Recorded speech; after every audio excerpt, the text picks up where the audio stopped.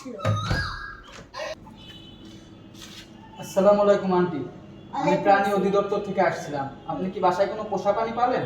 অবশ্যই পালি। কি পালেন? আমি তো শুয়োর পালি। শুয়োর কে পালে? আমি পালি। আপনি শুয়োর পালেন? ঘর নোংরা করে না শুয়োর? শুধু নোংরা করে সারাদিন নোংরা করে। কি বলেন, গন্ধ হয় না ঘর?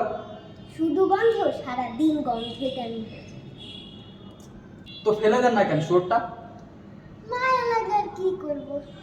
কি মায়া লাগে, দেখি আপনার শুয়োরটা। চলে।